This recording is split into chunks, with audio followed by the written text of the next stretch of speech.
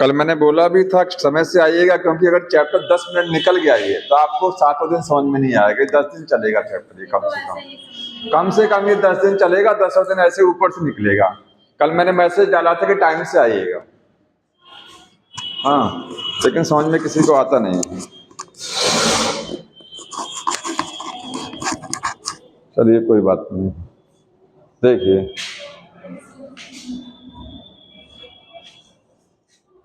Chapter नया है, ठीक है। इस चैप्टर से 6 से 7 सवाल आते हैं आपके एग्जाम में कम से कम। और ये समझ लीजिए, एक बायोटेक्नोलॉजी एक चैप्टर और एक ये वाला और एक मॉलिक्यूलर वाला, यही 3 चैप्टर जो हैं जो बहुत ज्यादा स्कोरिंग भी है और सबसे ज्यादा टिपिकल चैप्टर भी हैं, कठिन भी कह सकते हैं आप इनको, ठीक है। तो चैप्टर है प्रिंसिपल्स ऑफ इनहेरिटेंस। कुछ पढ़ के आए हैं? हाँ, अगर पढ़े होंगे तो ये समझ में आएगा। और जाकर के एक बार पढ़िए, 2 बार पढ़िए, क्योंकि इतनी आसानी से आपको ये समझ में नहीं आने वाला है।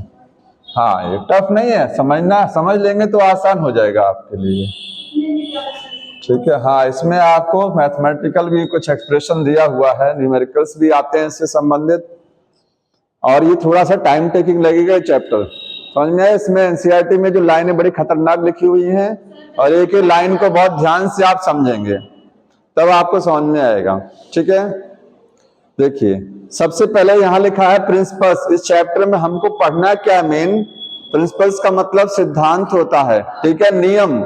और इनहेरिटेंस अभी आपको नहीं समझ में आ रहा होगा, अभी समझाएंगे। वेरिएशन का मतलब विभिन्नताएं होता है। क्या होता है? चेंज, ठीक है। जेनेटिक्स सबको पता है क्या होती है। 3 टर्म होते हैं, जेनेटिक्स है, हेरिडिटी है, इनहेरिटेंस है। पहले इसको देख लीजिए, फिर लाइन टू लाइन बुक से आपको समझाएंगे, ठीक है। तो 3 टर्म यहां पर हैं। पहला टर्म है इनहेरिटेंस,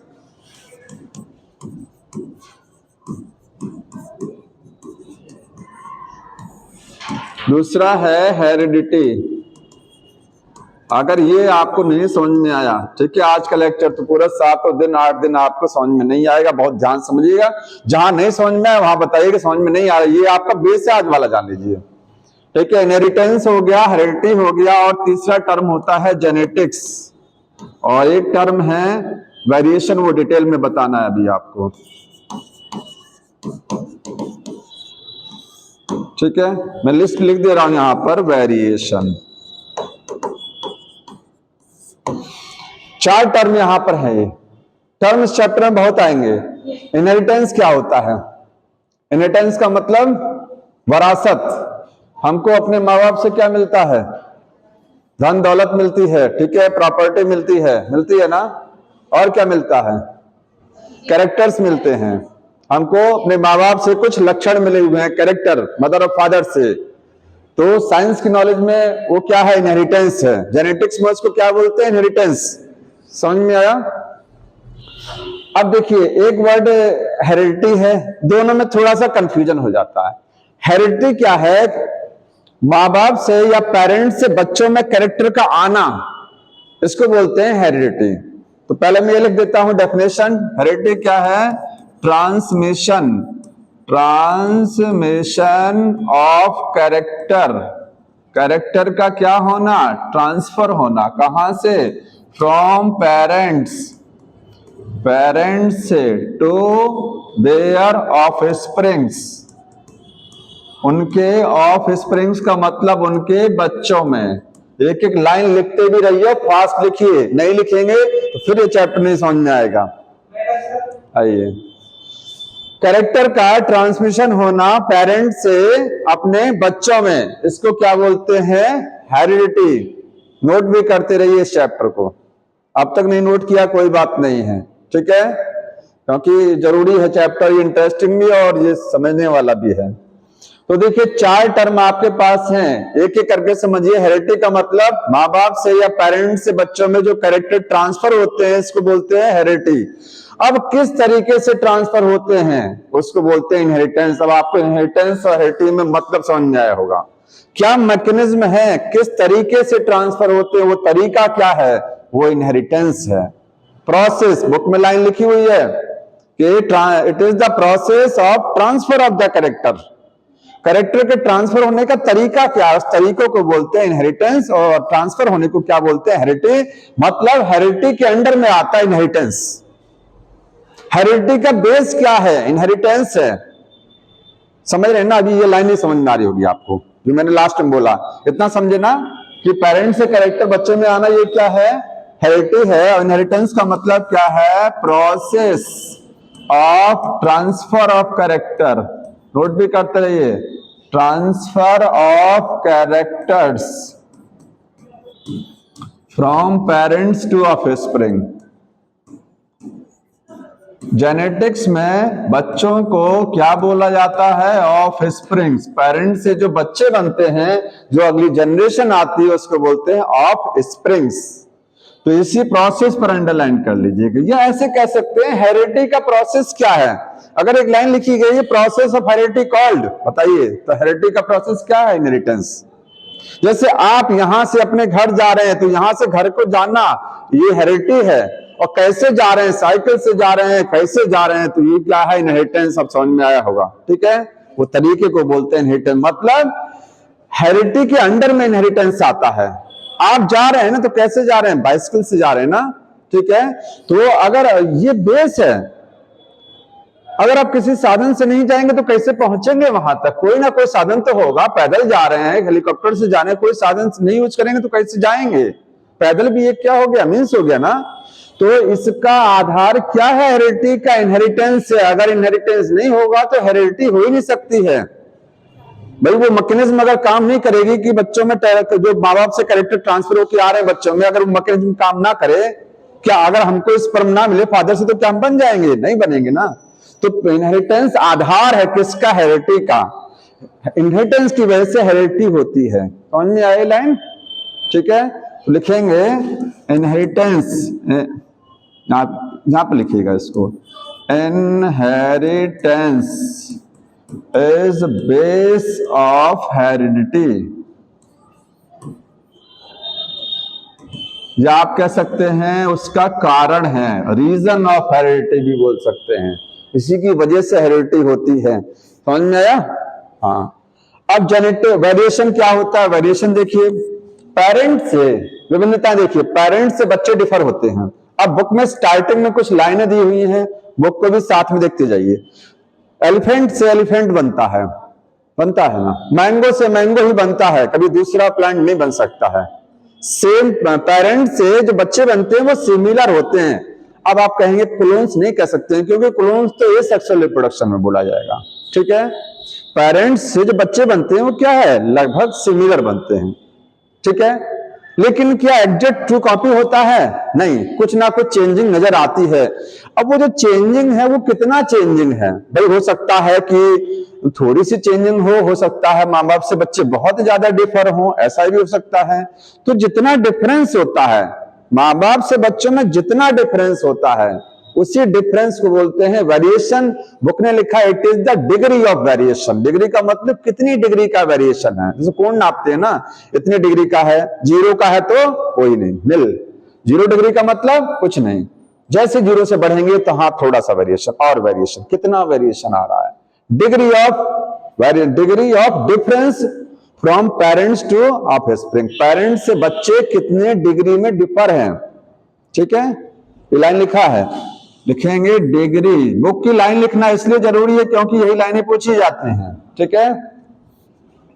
नहीं तो आसान भाषा में इसको हम लिख सकते थे, डिग्री ऑफ डिफरेंस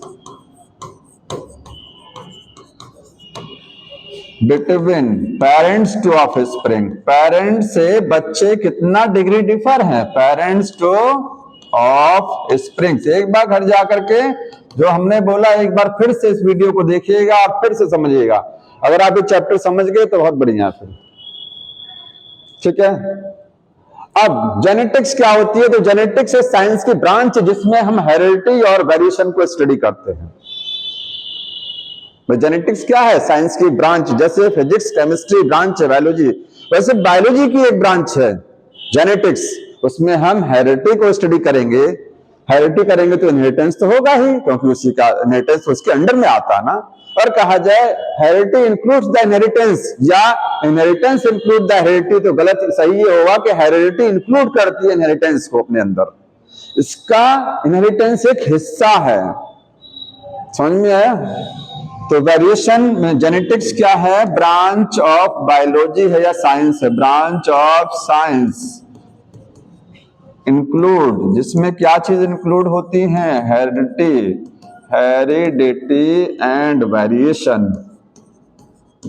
तो हेरिडिटी और वेरिएशंस को ही हम लोग मिला करके किसमें अध्ययन करते हैं? जेनेटिक्स में। अब पहला पैराग्राफ मैंने आपको समझा दिया है, ठीक है, दूसरा भी समझा दिया इसमें से। अब लास्ट पैराग्राफ बुक में आ जाइए, 2 पैराग्राफ आपके फिनिश हो गए, अच्छे से पढ़ लीजिएगा, लाइनें थोड़ी सी कठिन लिखी गई हैं लेकिन समझ में आ जाएंगी आपको, ठीक है। अगला पैराग्राफ आइए कि अगर मैं कहूं वेरिएशन, थोड़ा वेरिएशन को अध्ययन करेंगे। वेरिएशन का मतलब विभिन्नताएं होता है। क्या बता दिया वेरिएशन क्या है? पेरेंट्स से बच्चे डिफर हैं, ये कितना डिफर है, यही वेरिएशन। अब वेरिएशन का कारण क्या है? क्वेश्चन आता है what is the reason of variation, किसकी वजह से वेरिएशन आता है? तो sexual reproduction is the base of variation, आधार सेक्सुअल रिप्रोडक्शन है। अगर एसेक्सुअल में कहां वेरिएशन आता है? आता है नहीं, निल, एकदम निल। सेक्सुअल में तो आता है, क्योंकि सेक्सुअल रिप्रोडक्शन में पेरेंट्स से हमको 23 क्रोमोसोम, मदर से 23 मिला, बन गए 46, ठीक है। तो 2 डिफरेंट जीनों मिक्स किया जा करके तो वेरिएशन आया। तो वेरिएशन एराइज होते हैं, arise due to sexual reproduction. क्यों? अगर कहा जाए क्यों इसी में एराइज होते हैं तो कहेंगे सेक्सुअल रिप्रोडक्शन में जो गैमीट बनता है वो, उसमें आप बोलेंगे मियोसिस से बनता है, मियोसिस से ही तो वेरिएशन आता है। मियोसिस में एक प्रोसेस होता है, पैकिटीन स्टेज आती है ना, पैकिटीन में क्रॉसिंग ओवर। तो मेन कारण क्या है? क्रॉसिंग ओवर है। तो सेक्सुअल रिप्रोडक्शन में जो मेन रीजन है, वो मेन रीजन वो क्या है? वो है क्रॉसिंग ओवर।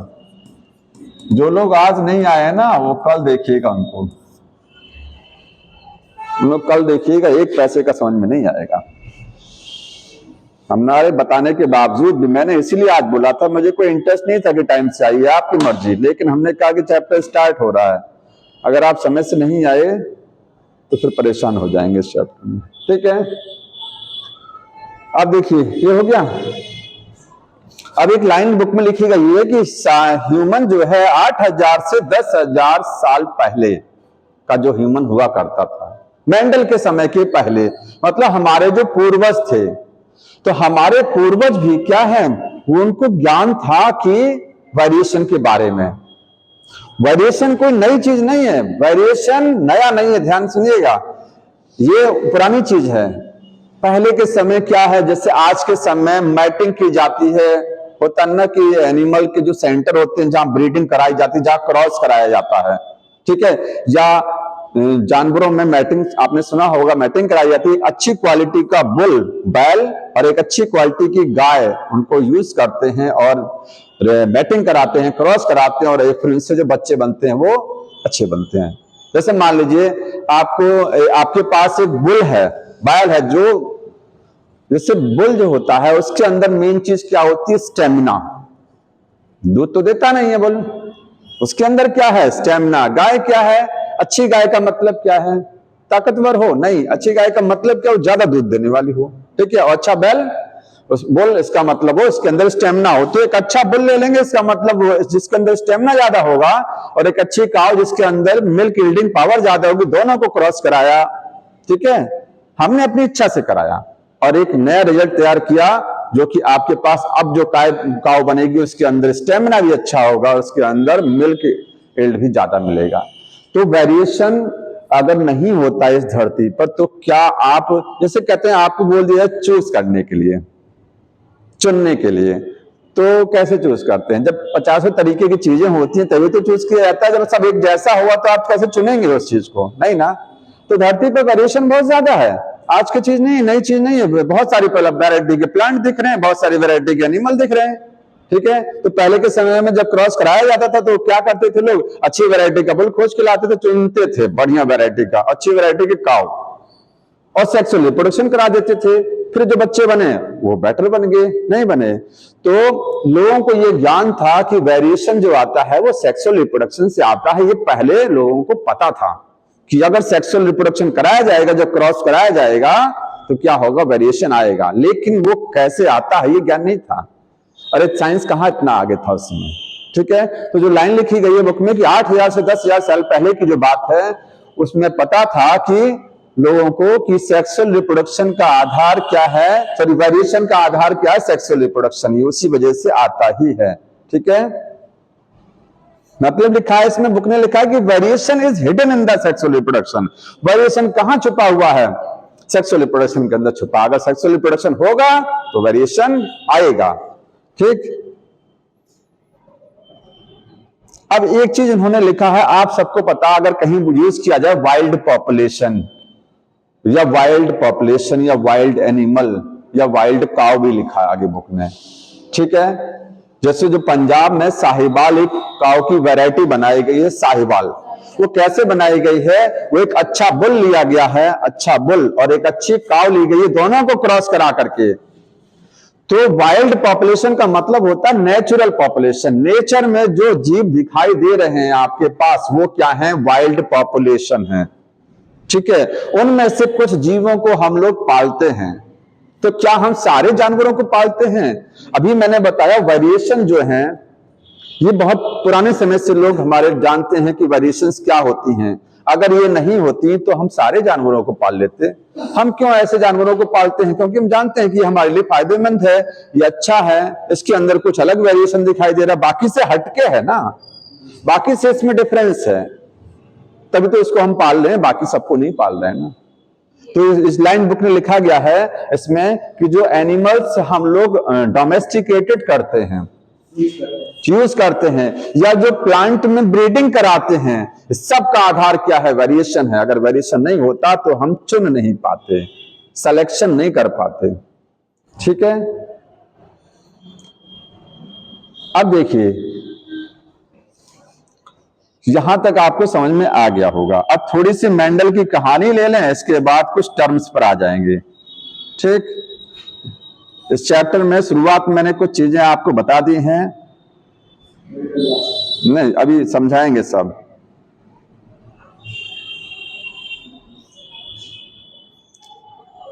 एक चीज नोट कर लीजिएगा, अवर एंसेस्टर्स, हमारे जो एंसेस्टर्स थे, ठीक है, वो जानते थे, न्यू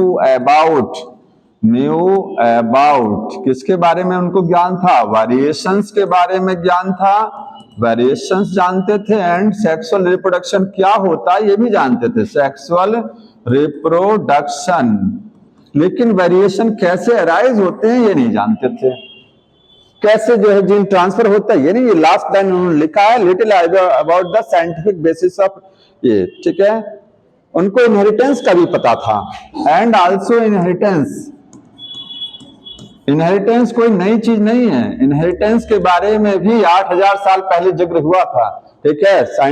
हमारे जो एंसेस्टर्स थे, पूर्वज, वो इनहेरिटेंस को जानते, क्योंकि इनहेरिटेंस में कुछ नहीं, इनहेरिटेंस तो केवल ये है कि पेरेंट्स से बच्चों में कैरेक्टर कैसे गया, यही इनहेरिटेंस। लेकिन पूरा वो ढंग से नहीं जानते थे, उसका साइंटिफिक आधार नहीं पता था। समझ में आया? उनको थोड़ा सा लिटिल आइडिया था बस।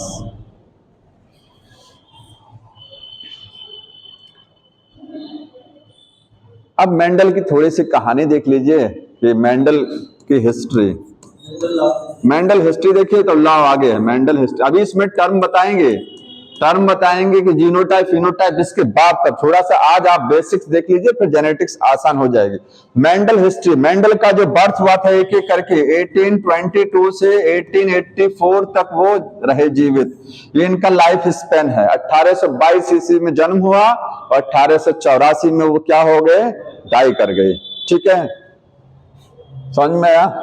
इसके बाद मेंडल का जन्म, बर्थ कहां हुआ था, तो बर्थ जो हुई थी वो बर्थ सिलेसिया विलेज था।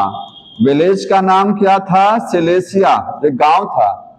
जो ऑस्ट्रिया में है, और ऑस्ट्रिया में एक जगह है हेजेनडॉर्फ, हेजेनडॉर्फ एक जगह का नाम है। तो सिलेसिया विलेज था और वो कहाँ था, हेजेनडॉर्फ, ऐसे लिखा गया बुक में, हेजेनडॉर्फ, जो ऑस्ट्रिया में है, ऑस्ट्रिया में था। हेजेनडॉर्फ एक जगह का नाम है, हेजेनडॉर्फ बोलते हैं उसको, ठीक है। हाँ, वहां उनका जन्म हुआ था। थोड़ी चीजें इंफॉर्मेशन देखते रहिए, ज्यादा इसमें डिटेल नहीं पढ़ना। और देखिए मेंडल थे क्या, मेंडल तो देखा जाए एक तरीके से किसान परिवार से संबंधित थे, इनके भाई बहन कई थे, ठीक है।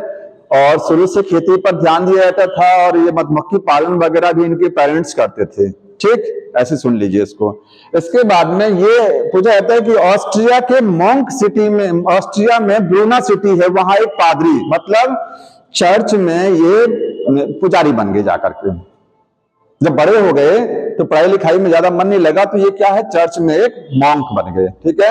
यहां लिखेंगे वाज मॉन्क, मॉन्क का मतलब पुजारी होता है, ठीक है। An Brunn city, Brunn city of Austria, Austria के ब्रूना सिटी में मॉन्क थे, ठीक। मेंडल ने किस प्लांट पर वर्क किया था, तो मेंडल ने वर्क किया था पी प्लांट पर, ठीक है। तो work on P plant, P, और पी जो थी वो गार्डन पी थी, ध्यान रखिएगा, एक वाइल्ड पी होती है, गार्डन पी थी ये, वाइल्ड पी लेथायरस बोलते हैं उसको, क्या बोलते हैं, लेथायरस, जंगली मटर होती है, ठीक। गार्डन पी पर वर्क किया था उन्होंने। अगली चीज क्या है, देखिए इन्होंने वर्क के साथ, इन्होंने जो है किस सन में काम किया, 1856, मतलब मिड 19th सेंचुरी। पहली लाइन पर हुई बुक में लिखा है, इसमें सबसे पहली लाइन 5.1 पैराग्राफ थी। हाँ, इनका एक्सपेरिमेंट, अगला पेज जाइए, नेक्स्ट पेज पर। हाँ, पहला लाइन ही है हेडिंग के बाद, इनका experiment mid 19th century, mid 19th century, 19 जान रहे ना, 1801 से लेकर के 1899 तक का समय जो रहेगा वो 19th सेंचुरी रहेगा। मिड नहीं, मिड तो बीच वाला, मैं 19 बता रहा हूं ना, 1800 से 99 तक का टाइम क्या है, वो 19 है, और मिड का मतलब बीच में हो गया। तो मिड 19th सेंचुरी में काम था। मिड, जो यहां लिखेंगे एक्सपेरिमेंट, इनके जो एक्सपेरिमेंट थे, एक्सपेरिमेंट वो मिड 19 सेंचुरी में थे, मतलब 1856 से 1863 तक, 7 साल, 1863, और 7 साल काम भी किया और 7 क्लियर कॉन्ट्रास्टिंग कैरेक्टर को अध्ययन भी किया। देखिए कितनी बड़ी बात है, 7 जोड़ी कैरेक्टर, 7 जोड़ी ट्रेट, सॉरी 7 कैरेक्टर थे, जोड़ी नहीं कहेंगे, अगर कहा जाए 7 जोड़ी कैरेक्टर तो ये लाइन गलत हो जाएगी, बहुत छोटा छोटा मिस्टेक होता है यहाँ। 7 कैरेक्टर स्टडी किए थे, ठीक है। तो इन्होंने 19th सेंचुरी में काम किया। अब इन्होंने जो काम किया था उसमें कुछ चीजें देखिए आपके यहाँ मेंशन की गई हैं, शुरुआत में मैं आपको समझा रहा हूं क्या क्या इन्होंने अपने एक्सपेरिमेंट में किया। तो इनका जो एक्सपेरिमेंट था, एक्सपेरिमेंट ऑफ मेंडल जो थे, देखिए मेंडल ने नियम नहीं दिया था, ध्यान सुनिएगा, मेंडल ने लॉ नहीं दिया था, मेंडल ने पोस्टुलेशंस दिया था, मतलब जो किया काम वो बता दिया कि ऐसा नियम तो 3 साइंटिस्टों ने बनाया आगे जाकर के, जो रिडिस्कवर किया उन्होंने मेंडल के लॉ को 1900 में, जो अपना काम किया वो बता दिया कि पेपर में लिख दिया। इनके पेपर का एक नाम था experiment in the plant hybridisation, इनका पेपर का नाम था, ठीक है। तो एक्सपेरिमेंट जो मेंडल के थे वहां जो पब्लिश हुआ था, पब्लिश एंड जनरल, ठीक है, जो पेपर था उनका, पेपर उसका नाम लिख लीजिएगा, एक्सपेरिमेंट्स इन प्लांट हाइब्रिडाइजेशन, क्योंकि प्लांट में हाइब्रिडाइजेशन मतलब संकरण पर ही तो काम कर रहे थे, वही पेपर का नाम था, जनरल था वो, जर्नल बोलते हैं उसको, ठीक है। जो साइंस में जो पत्रिकाएं आती हैं वो जर्नल्स होती हैं। अब देखिए इन्होंने एक्सपेरिमेंट में क्या क्या चीजें अपने यूज की। पहली चीज इंपॉर्टेंट है, पूछा जाता है यहाँ सवाल, used true breeding lines, true breeding lines, ये लाइन समझने में मिस्टेक होती है, बता सकते हैं, या प्योर लाइंस, बताइए।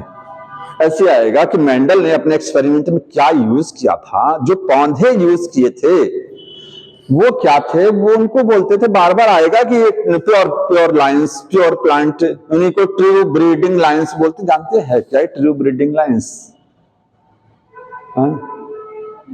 मेंडल ने अपने एक्सपेरिमेंट में यूज ट्रू ब्रीडिंग लाइंस या प्योर लाइंस प्लांट यूज किए थे।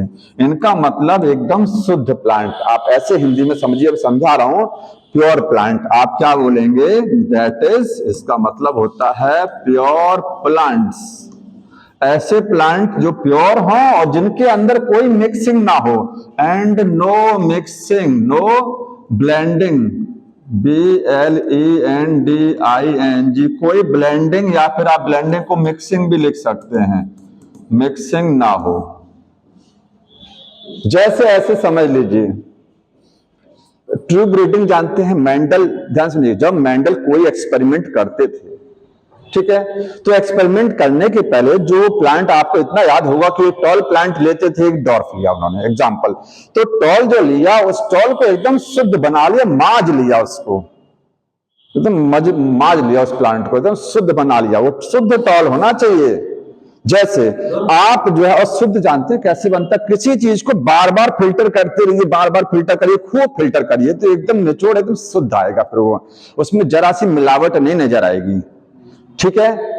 जो चीज एकदम शुद्ध रहती है वो असर बहुत लंबे समय तक भी करती है, और जिस चीज में मिलावट रहती है उसका असर कम समय तक होता है। जैसे आप किसी भी चीज को बार बार पढ़िए, बार बार पढ़िए, बार बार पढ़िए, तो आपके दिमाग में एकदम क्लियर कट बैठ जाएगी कॉन्सेप्ट, फिर वो जल्दी नहीं भूलेंगे आप इसको, फिर आप इसको जल्दी नहीं, क्योंकि वो असर वो आपकी मेमोरी में वो लंबे समय तक चला जाएगा अगर आपको वो चीज समझ में आ गई, क्योंकि वो शुद्ध था।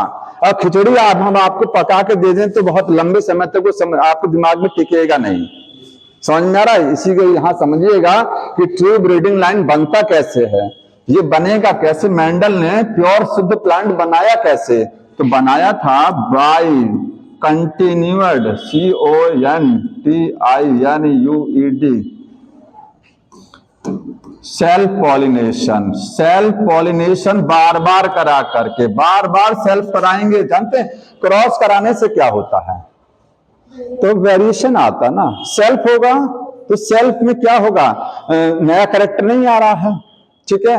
तो बार बार इतना ध्यान कर लीजिए, बार बार जब सेल्फ होगा, बार बार सेल्फ होगा, तो जो कह सकते हैं जो कूड़ा कबाड़ा है ना, वो धीरे धीरे निकलता रहेगा, शुद्धता बढ़ती चली जाएगी, और जब लास्ट में एकदम शुद्ध बन जाएगा तो फिर वो लंबे समय तक वो शुद्ध ही बना रहेगा फिर वो प्लांट वो, ठीक है। तो कंटिन्यूड सेल्फ पॉलिनेशन बार बार कराया, जिसकी वजह से जो प्लांट बनते थे वो क्या बनते थे, ट्रू प्लांट बन जाते थे। अब उनको मेंडल बोलते थे ये एकदम टॉल है तो टॉल ही है ये अभी, ठीक है, क्योंकि अगर इसका मैं क्रॉस कराऊंगा तो रिजल्ट सही आएगा।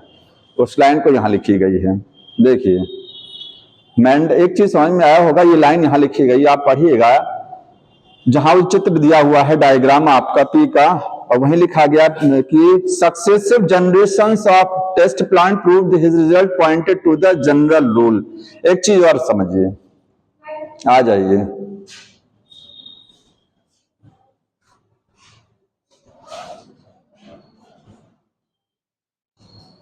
से ये सेकंड पैराग्राफ है, दिखा दूं ये लाइन, देखो जी ये यहाँ पर है, कहाँ गई पेज, ये वाली लाइन में कही जाइए, यहाँ पर लिखा गया होगा जो मैं बोल रहा था अभी, इस लाइन को तुमने अंडरलाइन भी किया है, हमने यही बोला था, Mendel conducted artificial pollination experiment using the several true breeding line. Mendel ने जो एक्सपेरिमेंट किया था वो नेचुरल था कि आर्टिफिशियल? आर्टिफिशियल था ना, नेचुरल अपने आप तो नहीं हो रहा था, उन्होंने आर्टिफिशियल खुद करा रहे थे, तो आर्टिफिशियल पॉलिनेशन हो रहा था, और वो सेल्फ पॉलिनेशन कराते थे कि क्रॉस, ये बता दीजिए पहले, तो पहले वो क्रॉस कराते थे, ध्यान सुनिए, मेंडल पहले क्रॉस कराते थे, ये देखिए पहले क्रॉस, उसके बाद में अगली जनरेशन जब F1 जनरेशन आ जाती थी तब वो उसको अलाउ कर देते थे, अब आप सेल्फ होते रहेगा। पहला क्रॉस होता था, ध्यान सुनिएगा, उसके बाद भी मैं सब समझाऊंगा। पहले वो क्रॉस कराते थे। मटर में सेल्फ पॉलिनेशन अपने आप होता, क्रॉस कराना चाहिए तो मेल पार्ट को हटा दीजिए, एमस्कुलेशन जो बैगिंग टेक्निक होती है उस टेक्निक से क्रॉस करा सकते हैं। तो मेंडल पहले क्रॉस पॉलिनेशन, क्रॉस हाइब्रिडेशन कराते थे। सेल्फ तो F1 के बाद होता था, ठीक है। तो लाइन लिखा गया है, आर्टिफिशियल पॉलिनेशन कराते थे, क्रॉस पॉलिनेशन था। Several true breeding P plants को यूज किया था उन्होंने, ऐसे पी मटर के पौधे यूज किए थे जो एकदम प्योर थे। ट्रू ब्रीडिंग का मतलब एकदम शुद्ध पौधे लिए थे, ठीक है। आगे ट्रू ब्रीडिंग होता क्या है, is one that having undergo self, अब देखिए यही लाइन लिखा है ना, ट्रू ब्रीडिंग होता क्या है, ऐसा पौधा जो कई बार सेल्फ पॉलिनेशन कराने के बाद बना है। समझ रहे हैं ना, उसको मान लीजिए आपको एक पौधा मैं दे दूं, ये बोल रहा हूं टाल है और कह रहा हूं ये शुद्ध है, तो ये कैसे बना होगा, मेंडल कैसे बनाए होंगे शुद्ध को, बहुत मेहनत से बनाए होंगे, लगातार कई बार सेल्फ कराए होंगे, तब जाकर के ये शुद्ध बना है। और ये शुद्ध बन गया है। अब ये इसका एक्सप्रेशन असर जो है, ये अपना टॉल का असर जो है कई जनरेशन तक दिखाएगा। आगे लाइन पढ़िए, लिखा है कि देखो बहुत इंपॉर्टेंट इसलिए पढ़ा रहा हूं, फिर से देखो, ट्रू ब्रीडिंग क्या है, true breeding line is one that, book में देखिए, true breeding line is one that having undergo continued self pollination. True breeding वो होता है जो लगातार सेल्फ पॉलिनेशन के बाद बनता है, and show the stable trait of inheritance and express for several generation. ये लाइन बहुत इंपॉर्टेंट है, मैं यहां इस लाइन को लिख दे रहा हूं, ठीक है। ट्रू ब्रीडिंग बनता कैसे, ऐसे बनता। और दूसरी चीज है कि जो ट्रू ब्रीड होता है, ट्रू ब्रीड वो एक्सप्रेस,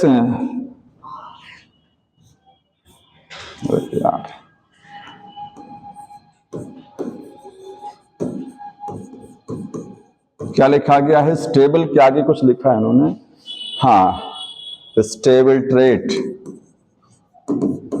एंड एक्सप्रेस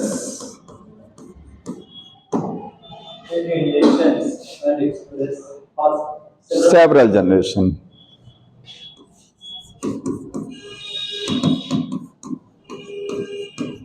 ये क्वेश्चन बन सकता है, ठीक है, सेवरल जनरेशन दो, हाँ आया हुआ, देखिए ऐसे पूछा जाएगा कि बताइए ट्रू ब्रीडिंग लाइन बनता कैसे है, तो लगातार सेल्फ पॉलिनेशन कराने से ट्रू ब्रीडिंग लाइन बनते हैं, ठीक है। दूसरी चीज, जब इसको ऐसे समझ लीजिए, किसी चीज को बार बार फिल्टर करते चले जाएंगे, बार बार फिल्टर करते जाएंगे, लास्ट में एकदम आपको शुद्ध मिलेगा वो, ठीक है, ऐसे बन गया। अब जब जो शुद्ध मिल गया तो उसकी खासियत क्या होगी, बड़ा स्टेबल होगा, ठीक है। जैसे आप किसी चीज को बार बार लगातार पढ़ें, आपकी मेमोरी में एकदम स्टेबल बैठ जाएगा, वो स्टेबल, भूलेगा नहीं अब आपको, तो बड़ा स्टेबल होगा वो, ठीक है। उसमें जो कैरेक्टर रहेंगे वो स्टेबल रहेंगे, और क्या है, कई जनरेशन तक वो अपने आप को एक्सप्रेस भी करेगा। जैसे जो नॉलेज आपके माइंड में बैठ जाएगी वो लगातार आप जल्दी भूलेंगे नहीं। अब कई जनरेशन तो आप नहीं भूलेंगे ना, आपको तो एक जनरेशन बाद अगली जनरेशन तो दूसरी हो जाएगी ना, ठीक है। वो ये चीज कह रहा है, समझ में आया, ये कई जनरेशन तक अपना असर भी दिखाता है क्योंकि बड़ा शुद्ध है। तो ये दो चीजें यहां पर क्वेश्चन है, इंपॉर्टेंट है, एक ये चीज होगी। दूसरी चीज ध्यान सुनिएगा, मेंडल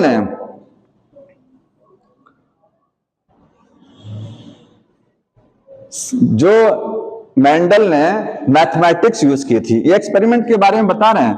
मेंडल ने use statics and mathematical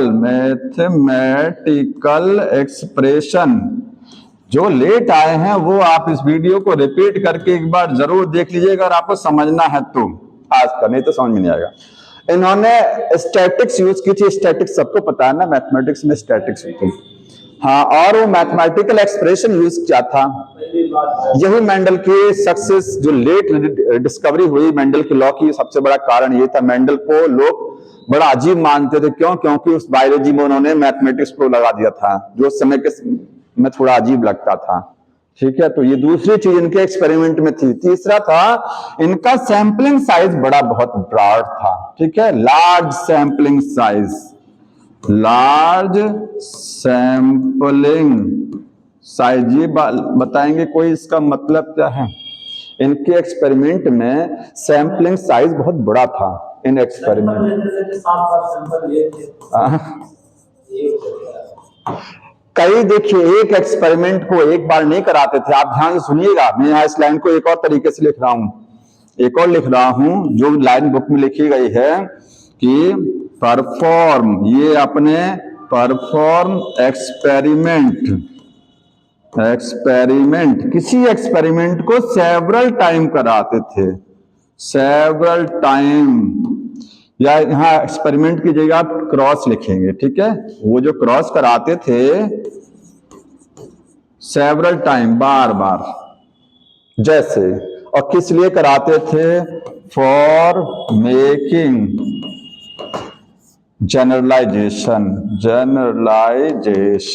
generalisation का मतलब होता है रूल। बताइए नियम बनता कैसे है? कोई नियम कैसे बनेगा?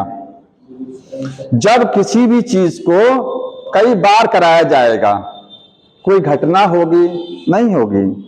जैसे ट्रैफिक का रूल बना दिया गया है कि ऐसा है कि रेड जलेगा तो आपको रुक जाना है, और येलो जलेगा तो आपको जो है अलर्ट रहना है, और ग्रीन जलेगा तो भाग जाना, ये रूल है ना। ऐसे वो कैसे बनाया गया? कोई कुछ घटनाएं हुई होंगी, लोग मरे होंगे जा करके, नहीं होंगे। तो जब कोई एक्सपेरिमेंट बार बार कराया जाता है तो उसके जो रिजल्ट भी आते हैं ना, वो सेम नहीं आते हैं। हो सकता है, देखिए साल भर मौसम एक जैसा नहीं रहता है। मेंडल एक्सपेरिमेंट कराते थे, पता लगा गर्मी में चल रहा है कि ठंडी में चल रहा है, मौसम चेंज, तो पता लगा गर्मी में एक्सपेरिमेंट करा, उसका रिजल्ट कुछ और आया, ठंडी में कुछ और आया। बदल सकता है ना, एनवायरमेंट भी एफर्ट डालता है।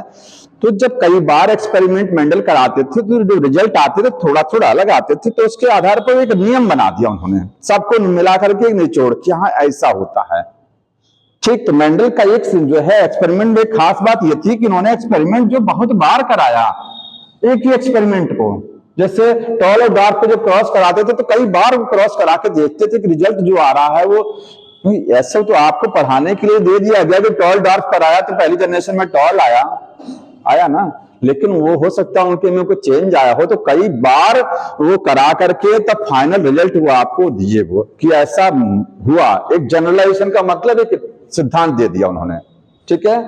और लार्ज सैंपलिंग साइज का मतलब होता है कि जब आप एक्सपेरिमेंट बहुत बार कराएंगे तो आपको ज्यादा संख्या में भी तो प्लांट मिलेंगे, और जब ज्यादा संख्या में मिलेंगे तो आप जो है वो उनको एक तरीके से, अगर आपको कहा जाए कि रिजल्ट आप कोई नियम बनाइए, तो नियम कम लोगों पर नहीं बनता है, नियम ज्यादा लोगों पर बनता है। जब ज्यादा जनसंख्या रहती है तब एक नियम बनाया जाता है। कम लोगों पर कोई रिजल्ट जो है, कोई हम एक्सपेरिमेंट कर रहे हैं तो ज्यादा लोगों पर अगर एक्सपेरिमेंट करेंगे तो ज्यादा अच्छा रहेगा, कम लोगों पर एक्सपेरिमेंट करेंगे तो अच्छी बात नहीं होती है।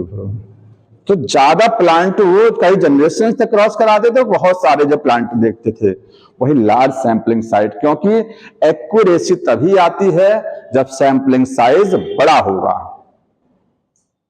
ठीक है। आपको दे दिया जाए कि आप 2 चीजों में से चुन लीजिए, और आपको दे दिया जाए कि आपके 50 चीजें, अब आप चुनिए, तो कौन सा अच्छा लगेगा? जब बहुत सारी वैरायटी रहेंगे, आपको कहे चुन लीजिए इसमें से, तो ऑप्शन आपके पास ज्यादा रहेगा ना। और आपके पास रिजल्ट, आपका 4 ही प्लांट का रिजल्ट आया, आप उसमें से क्या नियम बनाएंगे, क्या समझेंगे? सैंपलिंग साइज बड़ा होना चाहिए, एक्यूरेसी तभी आती है। तो ये लार्ज सैंपलिंग साइज किसके लिए है? फॉर मोर एक्यूरेसी, ताकि रिजल्ट एक्यूरेट आए, इसलिए प्लांट का नंबर बढ़ा दीजिए किसी तरीके से। ज्यादा नंबर ऑफ प्लांट आपको रहेंगे तो आप जो है रिजल्ट अच्छा बना ले जाएंगे, ठीक है। ये पूरे का निचोड़ आपका इतना हो गया जी।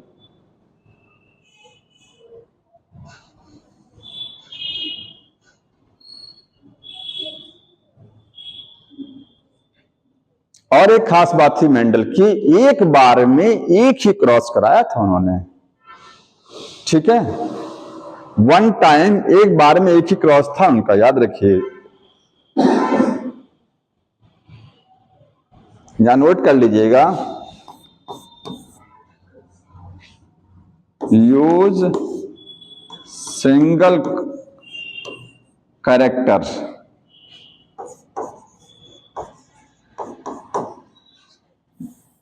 या इसको छोड़ ही दीजिए, कंफ्यूजन लिंकेज से हो जाएगी, आपको फिर लिंकेज बताना पड़ेगा हमको। छोड़िए, स्टेबल वाला हो गया, continued self pollination stable trade, ठीक, ये हो गया, ये हो गया। अब देखिए जो 7 वाला टेबल, एक टेबल आपके पास बनी हुई है, ठीक है, उस टेबल पर आ जाइए। हाँ, मेंडल ने कितने कैरेक्टर लिए थे? एक चीज और समझिए, कैरेक्टर और ट्रेट अलग चीज होती है, अभी आप दिमाग में सेट कर लीजिए, कैरेक्टर और ट्रेट अलग चीज होती है, ठीक है। हाँ, जैसे यहीं पर नोट कर लीजिएगा, जो कैरेक्टर है, कैरेक्टर वो अलग होता है और ट्रेट और वैरायटी सेम होती है। वैरायटी भी कह सकते हैं और ट्रेट एक ही चीज है। जैसे फ्लावर का कलर, फूल का रंग एक कैरेक्टर है, अब फूल का रंग में लाल पीला कुछ भी हो सकता है, तो ये वैरायटी है उसकी, जो वैरायटी है, तो वैरायटी को ट्रेट बोलते हैं। जैसे हाइट एक कैरेक्टर होता है, हाइट में लंबा भी हो सकता है, बोना भी हो सकता है, तो वो वैरायटी होगी, वैरायटी को ट्रेट बोलते हैं। और हाइट एक कैरेक्टर है, ठीक है। सीड का कलर क्या है? एक कैरेक्टर हो गया। अब कलर में जो है कि वो ग्रीन कलर है, येलो है, वो वैरायटी को ट्रेट। तो ट्रेट और वैरायटी सेम होती है, लेकिन कैरेक्टर अलग चीज होती है, कैरेक्टर के अंडर में वैरायटी आती है, ठीक है। तो मेंडल ने 7 कैरेक्टर स्टडी किए थे। कितने कैरेक्टर थे? 7 कैरेक्टर्स, ठीक है। बताइए ट्रेट कितना था? 14। हाँ, 14 ट्रेट थे, या इसको आप कह सकते हैं 7 पेयर और 7 जोड़ी थे। भाई 14 का मतलब 7 जोड़ी ट्रेट थे, ठीक है। टॉल ड्वार्फ एक जोड़ी हो गया ना? आ रहा नहीं, समझ में आ रहा है? 7 कैरेक्टर बुक में लाइन से लिखे गए हैं, हर कैरेक्टर में 2-2 वैरायटी भी है, तो वैरायटी को ट्रेट बोलते हैं। तो 7 14 ट्रेट या 14 वैरायटी, बात एक ही है, इसी को वैरायटी भी बोलेंगे, वैरायटी। और 7 जोड़ी कैरेक्टर थे या 7 जोड़ी वैरायटीज थी उनमें। कितने? अब बताइए कितने यहां पर ट्रू ब्रीडिंग लाइंस थे? बताइए कितनी ट्रू ब्रीडिंग लाइंस थे? ब्रीडिंग लाइंस जो होता ना, वो टॉल, और टॉल एक ट्रू ब्रीडिंग लाइन है, ड्वार्फ एक ट्रू ब्रीडिंग लाइन है। ध्यान सुनिएगा, ट्रेट जो होता है 14 ट्रू ब्रीडिंग लाइन है, इसलिए मैं बता रहा हूं। ट्रू ब्रीडिंग लाइन कहेंगे 14 थी, टॉल अकेला true breeding line, dwarf true breeding line, round true breeding. तो लिखेंगे 14 कैरेक्टर या ट्रेट, तभी ऑब्लिक करके लिखते जाइएगा, ठीक है। इसको लिखिएगा 14 true breeding line, true breeding lines थे। कितने प्योर लाइंस थे? 14। उसी ट्रू ब्रीडिंग लाइन को क्या बोलते हैं? प्योर लाइंस भी कहते हैं, एक ही चीज होती है। या आप लिख सकते हैं प्योर लाइंस, शुद्ध पौधे, 14 टाइप के थे, ठीक है। कितने कॉन्ट्रास्टिंग, कितने ट्रेट थे? तो 14 ट्रेट भी है, क्योंकि कैरेक्टर जो ट्रेट तो यहां लिखा दिया, सॉरी। अच्छा, कितने कॉन्ट्रास्टिंग ट्रेट थे? कॉन्ट्रास्टिंग जानते हैं क्या होता है? 7 जोड़ी कॉन्ट्रास्टिंग, 14 कॉन्ट्रास्टिंग ट्रेट थे। ट्रेट कैरेक्टर फिर सुन लीजिए अलग होता है, एक कैरेक्टर में 2 ट्रेट, ठीक है। तो 14 कैरेक्टर कहेंगे, 14 ट्रेट कहेंगे, और 7 जोड़ी ट्रेट भी कह सकते हैं कि। और ये जो ट्रेट थे ना, ये कॉन्ट्रास्टिंग थे, जैसे टॉल है और ड्वार्फ है, ये कॉन्ट्रास्टिंग है। कॉन्ट्रास्टिंग जानते हैं क्या होता है? जिसकी तुलना कर सकते हैं, जो मतलब कह सकते हैं कि रेड कलर और पिंक कलर कॉन्ट्रास्टिंग कलर नहीं है, मिलता जुलता है, तो मिलता जुलता कलर है, जो मिलता जुलता ना हो, एकदम ही टॉल या एकदम ही ड्वार्फ, बीच वाला नहीं है, ठीक है। ग्रीन है तो सीधे येलो हो गया, मिलता जुलता नहीं है, तो कॉन्ट्रास्टिंग मतलब एकदम भिन्न। तो इसी को 14 कॉन्ट्रास्टिंग कैरेक्टर थे, कॉन्ट्रास्टिंग कैरेक्टर, ट्रेट थे कहेंगे, ट्रेट थे, सॉरी ट्रेट। 7 ट्रेट कैरेक्टर, अगर कैरेक्टर आएगा तो 7 बोलेंगे, ध्यान सुनिएगा, कैरेक्टर रहेगा तो 7। अगर कंट्रास्टिंग जोड़ दिया तो 7 ना लिख सकते हैं। क्या चीज? कॉन्ट्रास्टिंग जो ट्रेट है तो वो ट्रेट तो 14 हो गया, लेकिन कॉन्ट्रास्टिंग कैरेक्टर जो है तो कैरेक्टर वो 7 लिखा रहेगा, ध्यान सुनिएगा। वो ट्रेट नहीं है। एक कैरेक्टर में 2 ट्रेट होता है, 7 ही कैरेक्टर थे, 7 ही कैरेक्टर थे। आप उनको चाहिए कॉन्ट्रास्टिंग कर लीजिए, क्योंकि प्लांट की हाइट एक कैरेक्टर, सीड का शेप एक कैरेक्टर, ये कैरेक्टर ऐसे कहीं लिखा नहीं रहता, कॉन्ट्रास्टिंग कैरेक्टर नहीं लिखा जाता है, कॉन्ट्रास्टिंग ट्रेट लिखा जाता है हमेशा। नंबर 7 की 14 क्या? Contrasting trait. कंट्रास्टिंग ट्रेट 14, जोड़ी 7 है। सब में अगर कहा जाए तो 7 जोड़ी सब में लिखेंगे आप, 7 जोड़ी वैरायटी, 7 जोड़ी ट्रू ब्रीडिंग लाइन, 7 जोड़ी वो, क्योंकि 14 का मतलब 7 जोड़ी तो हुआ, तो 7 पेयर कॉन्ट्रास्टिंग ट्रेट होता है वो, सही में देखा जाए तो। ठीक है, अब ये जो टेबल बनी हुई है इसमें से जो कैरेक्टर थे, 7 कैरेक्टर थे, कितने थे? 7 थे। इसमें से जो आपके पास एक कैरेक्टर में 2 ट्रेट होते थे, तो एक ट्रेट डोमिनेंट होता और एक क्या होता? रिसेसिव। जैसे प्लांट की हाइट जो एक कैरेक्टर है, यहां ऊपर लिख रहे हैं कैरेक्टर, और उस कैरेक्टर में 2 वैरायटी, 2 ट्रेट आपके पास मिलेगा, टॉल मिलेगा और ड्वार्फ मिलेगा। तो ऊपर लिखिएगा ये डोमिनेंट है, एक साइड में डोमिनेंट, उधर वाला क्या है? रिसेसिव है। अभी डोमिनेंट रिसेसिव समझ में आ रहा होगा, थोड़ा बहुत जानते होंगे इतना। तो ये पूछा जाता है इसमें एग्जाम में कि 2 दिया जाएगा, which of the following trait is the dominant trait. ठीक है, हाँ। और इसके बाद में हाइट हो गया, और दूसरा कौन सा है? फ्लावर की पोजीशन। हाँ, फ्लावर में कितनी चीजें हैं? तो फ्लावर में 2 चीजें हैं, एक तो फ्लावर का कलर है, ठीक है, कलर में देखिए वायलेट है और व्हाइट है,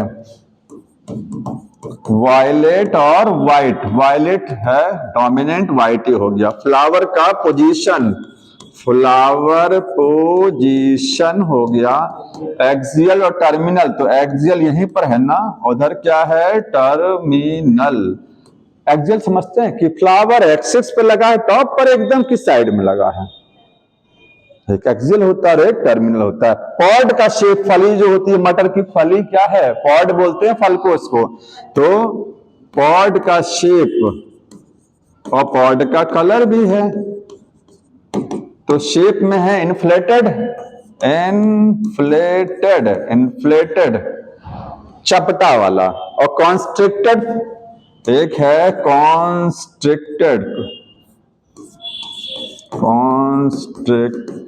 देखिए कॉन्स्ट्रिक्टेड मटर ऐसे होती है जिसमें दाने उभरे हुए होते हैं, बढ़िया बढ़िया मोटे मोटे दाने, और ये होती है ऐसे फ्लैट होती है पूरी। ठीक है, इन्फ्लेटेड बहुत कम होता है, अच्छा दाना नहीं होता है, ये इन्फ्लेटेड होता है। और पॉड का कलर में ग्रीन है, पॉड का कलर क्या होता है? ग्रीन, और यहां पर क्या है? येलो हो गया। ठीक है, यही ध्यान रखना आपको, येलो हो गया। उसके बाद में लास्ट में दिया हुआ है सीड का शेप और सीड का कलर। सीड का शेप, तो शेप में राउंड हो गया, राउंड सबको पता ना डोमिनेंट है, और ये क्या है? रिंकल्ड, रिंकल्ड का मतलब झुर्रीदार बीज। ठीक है, और सीड का कलर, तो कलर में हो गया येलो और ग्रीन, येलो और ग्रीन। कंफ्यूजन यही होता, जानते हैं कहां? कि पॉड में ग्रीन डोमिनेंट है, यही सर्कल बना लीजिएगा बुक में ही, कि जहां कंफ्यूजन होता है पॉड वाले में, फली में ग्रीन डोमिनेंट होता है, लेकिन जब सीड का कलर की बारी आती है तो ग्रीन वहां क्या रहता है? रिसेसिव में रहता है। बाकी तो ये तो जान रहे हैं कि साइड में फ्लावर है तो डोमिनेंट ट्रेट है, ऊपर है तो टर्मिनल है, और मटर ये वाली है कॉन्स्ट्रिक्टेड तो रिसेसिव, बढ़िया वाला रिसेसिव में आता है, ये भी जाने, ऐसे दिमाग में बैठा लीजिए कि बढ़िया वाली जो है वो रिसेसिव ट्रेट में है, चपटी वाली डोमिनेंट ट्रेट में है। फ्लावर के कलर में थोड़ा ध्यान रखेंगे, ये आपको ध्यान रहता है, ये तो बचपन से ध्यान है आपको ना, जब से छोटे थे तब से, और ये वाला खाली ध्यान रखना आपको। क्यों? मेंडल कलर शुरू से पढ़ रहे हैं ना। अब बताइए, मेंडल ने 7 कैरेक्टर को लिया था, ठीक है, प्लांट के कितने पार्ट यूज किए थे मेंडल ने? कितने पार्ट? 4 पार्ट यूज किए थे, ये भी ध्यान रखिएगा। हाँ, 4 part of plant, 4 parts of plant used by Mendel। कौन कौन से थे? एक था stem, stem plant part, stem में हाइट वाइट ले रहे थे। दूसरा क्या है? फ्लावर, तो फ्लावर में पोजीशन और कलर ले, फ्लावर का कलर था। इसके बाद में सीड एक पार्ट था और एक था पॉड था एक पार्ट। बस 4 पार्ट यूज किए थे उन्होंने। 4 स्ट्रक्चर भी कह सकते हैं, 4 स्ट्रक्चर।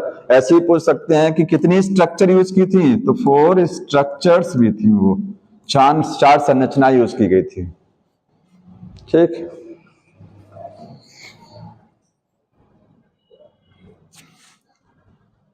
अब कुछ टर्मिनोलॉजी देख लीजिए, ठीक है, तब उसके बाद में क्रॉस पर आएंगे। हटा दें इसको।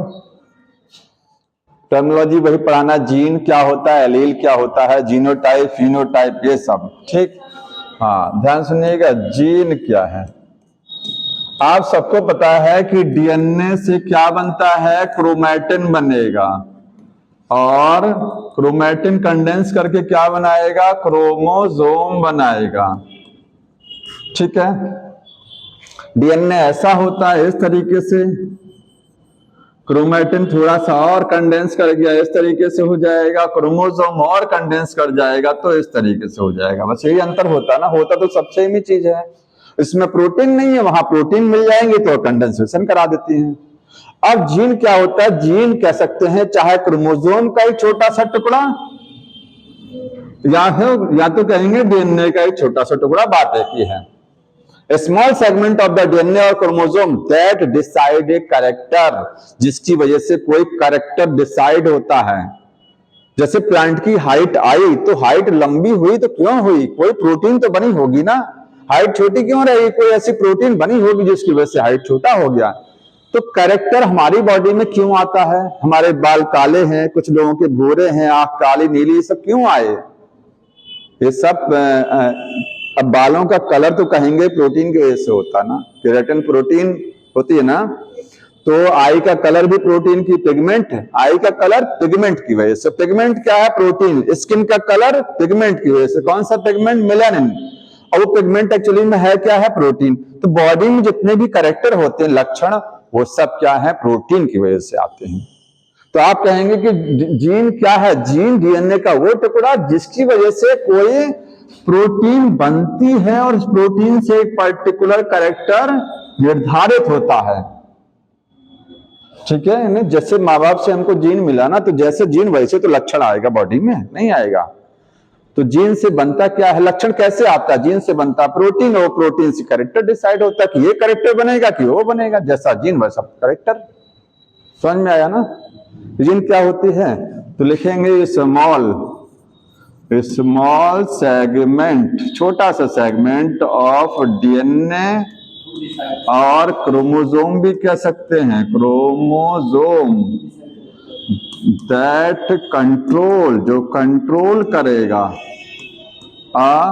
ट्रेट। मैंने यहां ट्रेट लिख दिया है क्योंकि एक्चुअली में कैरेक्टर जो होता है, कैरेक्टर के अंदर ट्रेट होता है, तो वास्तविक रूप से ट्रेट आता है। जैसे मैं कह रहा हूं आंख का कलर जो है वो जीन की वजह से आ रहा है, तो ठीक है, आंख का कौन सा कलर आ रहा है कि ब्राउन भी आ रहा है, ब्लू भी आ रहा है ना, तो ट्रेट भी लिख सकते हैं। कैरेक्टर, हालांकि दोनों चीजें सेम नहीं होती, ध्यान रखना। नहीं, दोनों सब सही है, ट्रेट और कैरेक्टर। ठीक है। और कैसे डिसाइड होता है? By forming special protein. एक प्रोटीन के द्वारा होता है, ध्यान रखिएगा। कैरेक्टर ऐसे अपने आप डिसाइड नहीं हो जाता है, प्रोटीन बनती है, प्रोटीन डिसाइड करती है कैरेक्टर को, कौन सा लक्षण आएगा।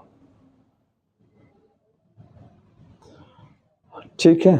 अब जैसे एक चीज और सुनिए, डीएनए का हर टुकड़ा जीन नहीं बोला जाता है।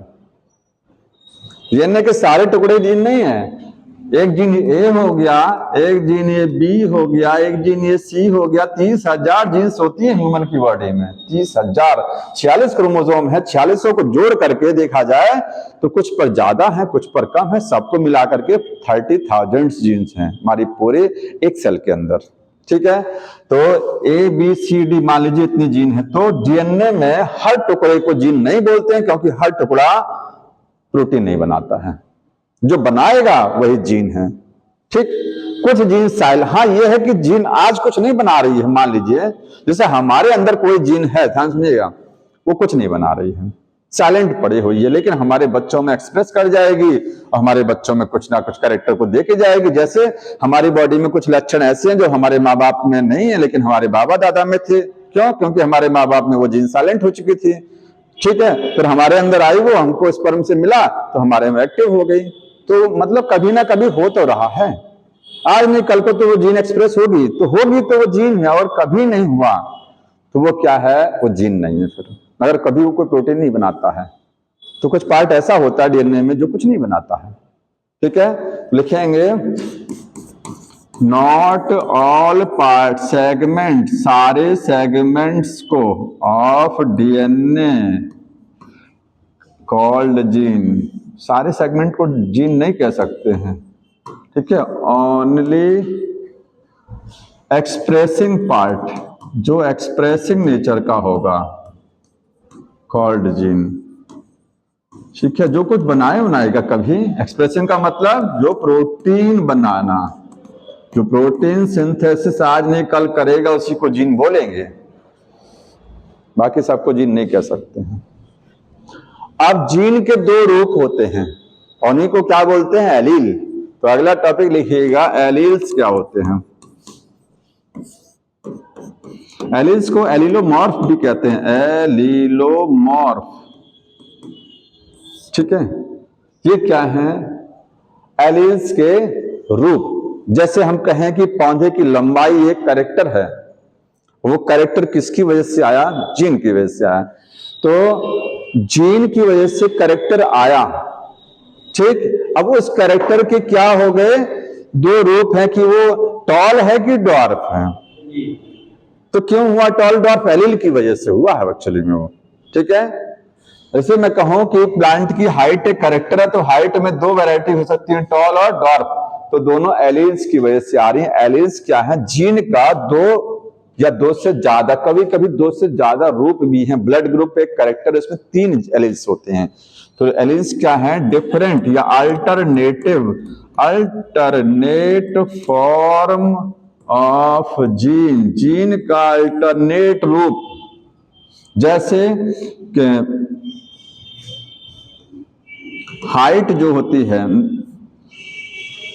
जैसे टी, अगर प्लांट की हाइट के लिए कौन सा जीन लेते हैं? टी लेटर यूज करते हैं। टी में दो वैरायटी की, कैपिटल वाला कि स्मॉल वाला। तो कैपिटल और स्मॉल दो वैरायटी होगी इसकी ना। यही क्या है?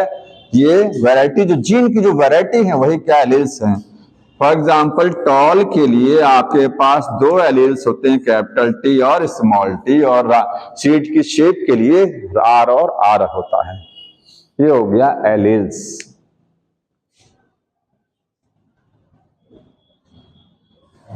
समझ में आ रहा है? अब जीन्स हो गया, एलील्स हो गया। जनरली एक जीन के लिए दो ही एलील निर्धारित होते हैं, लेकिन ब्लड ग्रुप एक ऐसा लक्षण है जिसमें 3 एलील होते हैं। समझ में आया? आगे बताएंगे, लिखेंगे वन जीन, एक जीन के लिए 2 एलील्स होते हैं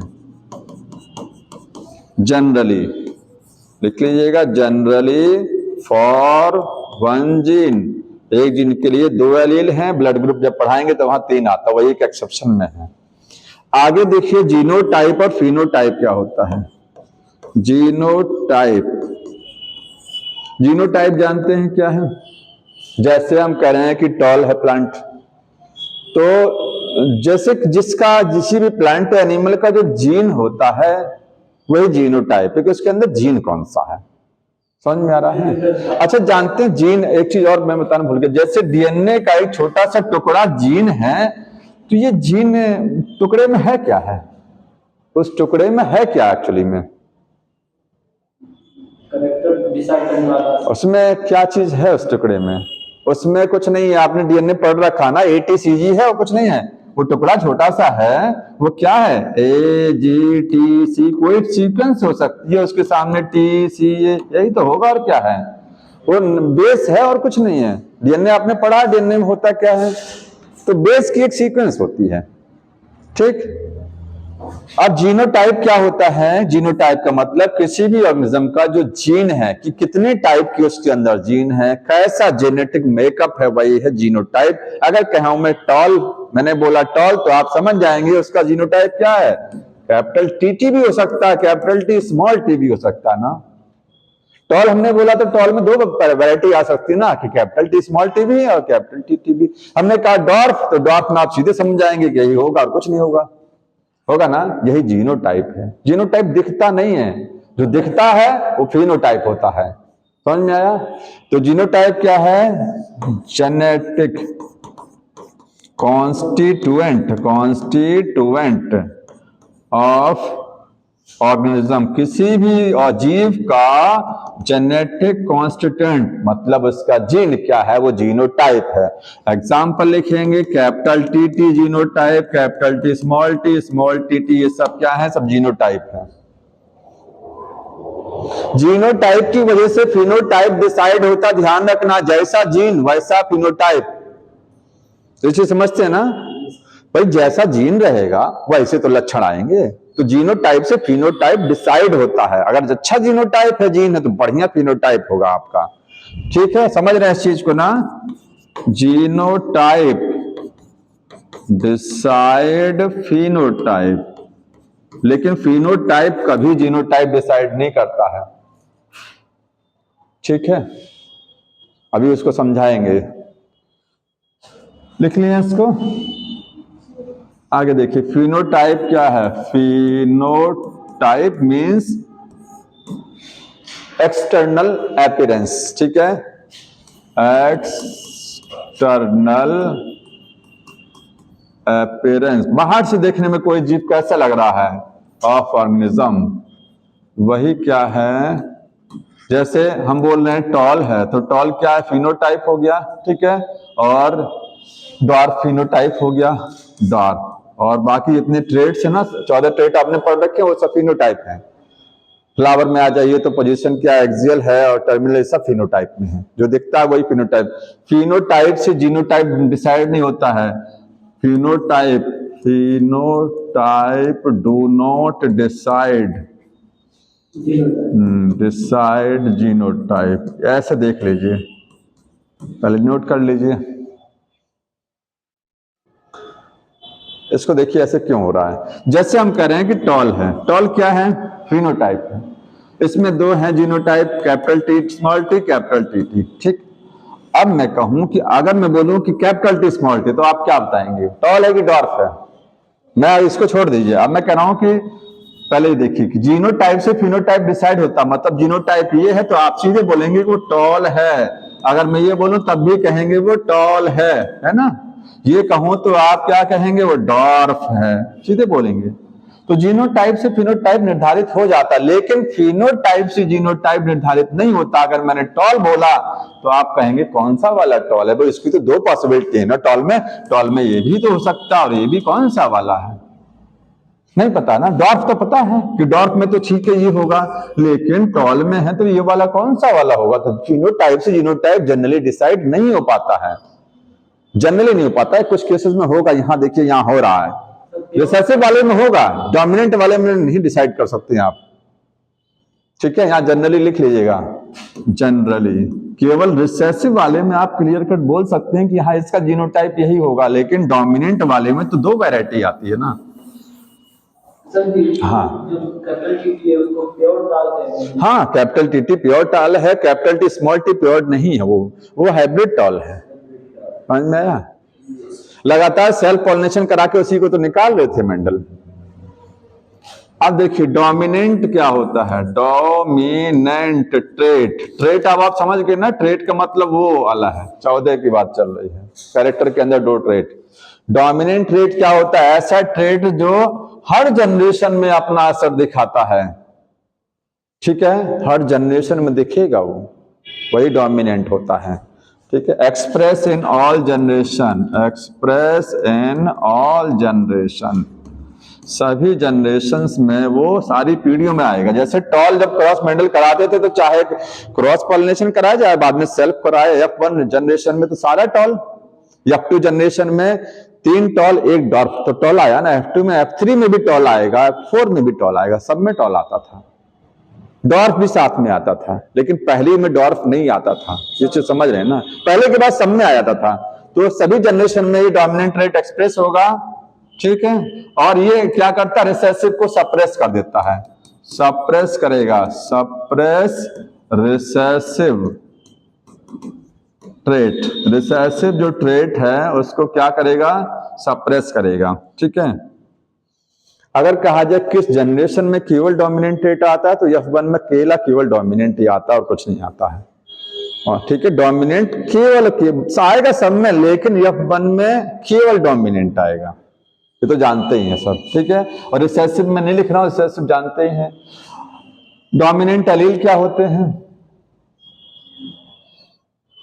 डोमिनेंट एलील ऐसे एलील जो फर्स्ट जनरेशन में दूसरे एलील के इफेक्ट को दबा देते हैं, उस एलील को क्या बोलते हैं, डोमिनेंट एलील। भाई कैपिटल वाले जो लेटर हैं वो सब डोमिनेंट एलील हैं, स्मॉल वाले लेटर क्या है, रिसेसिव एलील होते हैं, ठीक है। होमोजाइगस नहीं हुआ अभी ना, अभी जीनोटाइप फिनोटाइप। आगे देखिए,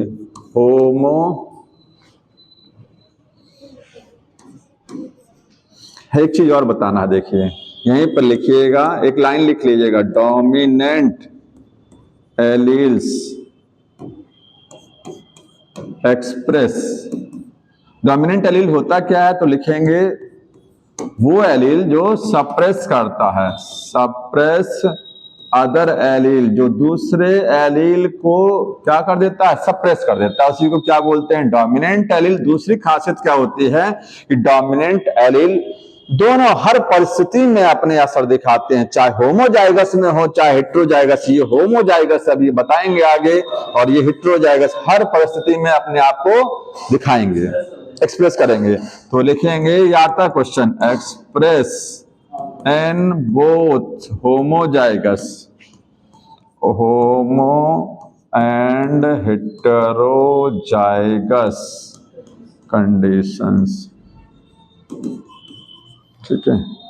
और यहां लिखेंगे recessive allele only express in the homozygous.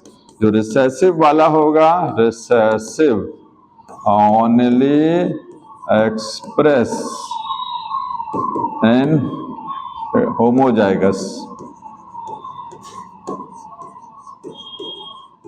समझ रहे ना, होमोजाइगस कंडीशन में ही। जैसे स्मॉल टी क्या है, रिसेसिव एलील है, वो तब अपने आप को एक्सप्रेस करेगा जब वो अपने समान जोड़ीदार के साथ में आएगा।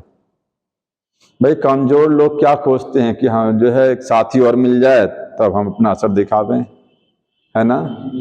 और जो धाकड़ होते हैं वो क्या है, वो ठीक है, वो उनके साथ एक मजबूत आदमी मिल गया तब भी असर दिखाएंगे, कमजोर मिल गया तो तब दिखाएंगे, तब तो उसको दबा देंगे पकड़ करके, ठीक। तो ये हो गया डोमिनेंट और रिसेसिव। होमोजाइगस समझ रहे हैं क्या होता है, होमोजाइगस एक टर्म मिलेगा, होमोजाइगस। होमोजाइगस एक कंडीशन का नाम है, क्या है, ऐसी कंडीशन जिसमें दोनों एलील सेम होते हैं, ठीक है। इसमें क्या है, सेम एलील होते हैं, सेम एलील्स। अगर सेम एलील्स हैं तो होमोजाइगस, जैसे कैपिटल टीटी और स्मॉल टीटी।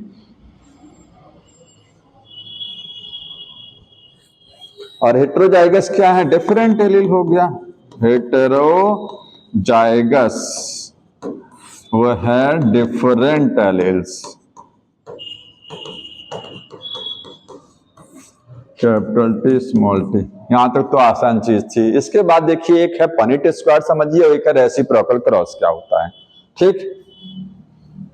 देखिए पनिट स्क्वायर, पनिट स्क्वायर मेथड क्या है, एक आरसी पनिट एक साइंटिस्ट का नाम है, उन्होंने एक तरीका अपनाया। जैसे अब आपको बोला जाए कि ठीक है क्रॉस कराइए, कैपिटल टीटी को स्मॉल टीटी से क्रॉस कराइए, तो आप क्या करेंगे, ये तो करते ना, इसको इससे मिलाएंगे, इसको इससे मिलाएंगे, इसको इससे, ये खिचड़ी बन जाती है ये पूरा, फिर रिजल्ट तो ले आएंगे आप। ये देखिए, तो ये दिखाना अच्छा है कि बॉक्स के रूप में, बॉक्स के रूप में दिखाना अच्छा है, बॉक्स के रूप में अच्छा माना जाता है। तो वही उन्होंने कहा कि कोई भी जब क्रॉस कराया जाता है तो इसका जो रिजल्ट होता है उस रिजल्ट को ग्राफिकल रिप्रेजेंटेशन करना, उसको ग्राफिकली रिप्रेजेंट करना किसी भी क्रॉस के रिजल्ट को, ये रिजल्ट है इस क्रॉस का, इसको ऐसे ना दिखा करके बढ़िया स्क्वायर फॉर्म में दिखा देंगे, यही क्या है, पनेट स्क्वायर मेथड है। ठीक है, यहां लिख लीजिएगा, ये क्या है, ग्राफिकल रिप्रेजेंटेशन ऑफ रिजल्ट, या फिर फाइंडिंग्स भी बोलते हैं इसको, फाइंडिंग्स ऑफ क्रॉस, किसी भी क्रॉस की फाइंडिंग को ग्राफिकल रिप्रेजेंटेशन करना। ठीक है, कैसे करेंगे, in the form of square, in the form of square. और उस स्क्वायर में कैसे करेंगे, देखिए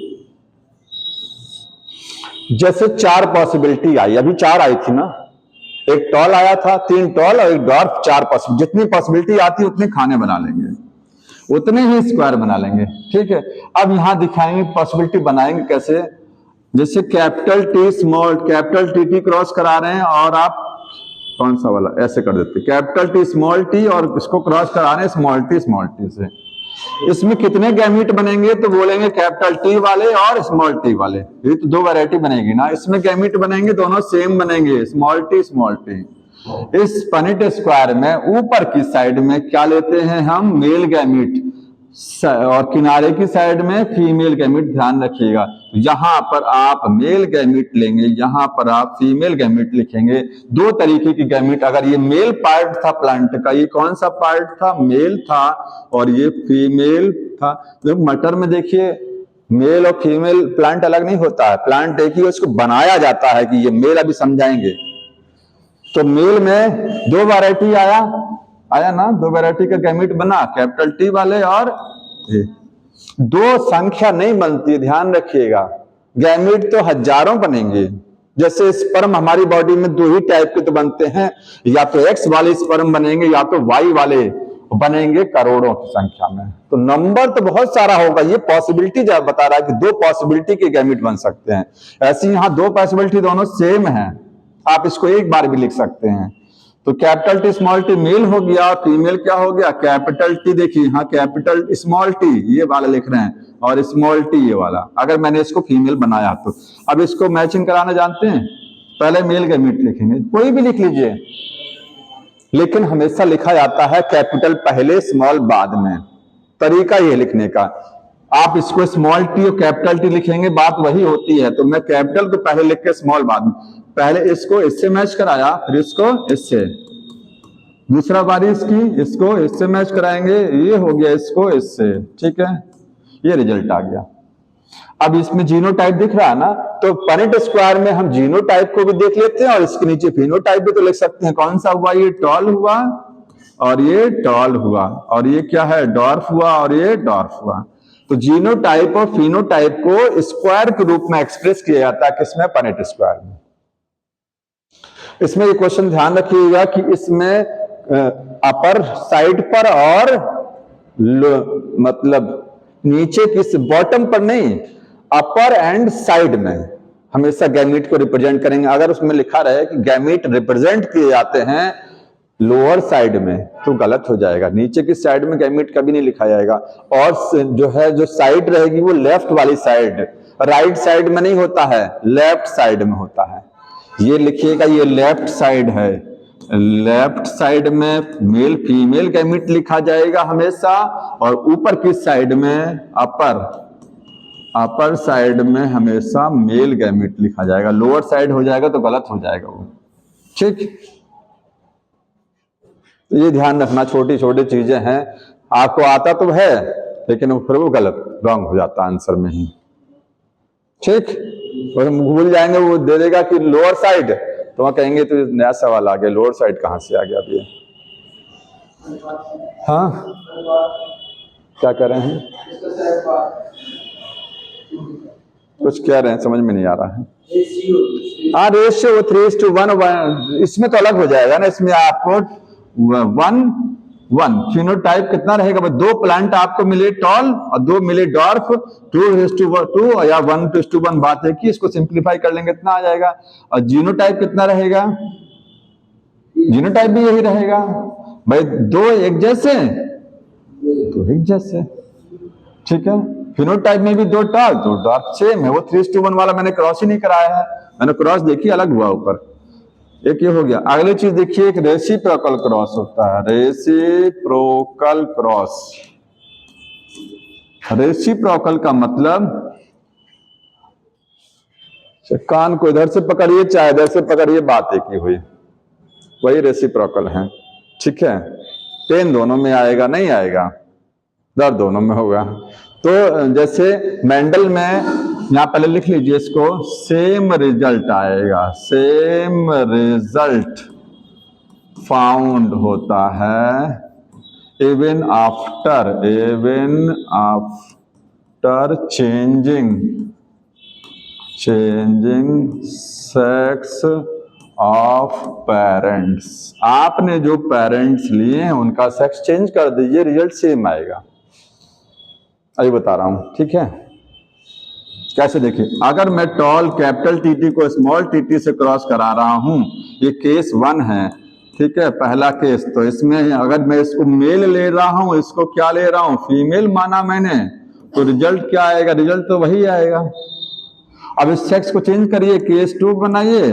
अब इस सेक्स को चेंज करेंगे, कैपिटल टीटी वाले को आपकी क्या है, फीमेल मान रहे हैं अगर हम, और स्मॉल टीटी वाले को क्या मान रहे हैं, मेल मान रहे हैं, तो रिजल्ट थोड़ी ना बदल जाएगा, रिजल्ट तो वही आएगा ना। दोनों का रिजल्ट क्या है, सेम रहता है सेक्स को चेंज करने पर, ठीक है।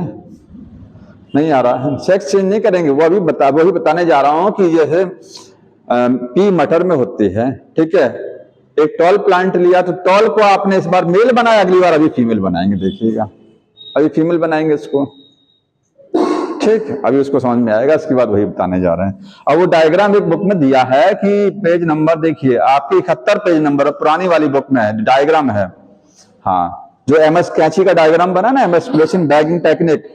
हाँ, मेंडल कैसे अपना एक्सपेरिमेंट कराते थे, तो मेंडल ने पी प्लांट लिया था। पी क्या होता है, बाइसेक्सुअल प्लांट है, ठीक है। बाइसेक्सुअल में मेल भी और फीमेल। होना क्या चाहिए, होता है वास्तविक रूप से सेल्फ होगा ना, देखा जाए क्रॉस नहीं होता, लेकिन मेंडल उसमें जबरदस्ती क्रॉस कराते थे। क्रॉस पॉलिनेशन कैसे कराते थे, मेल पार्ट को हटा करके।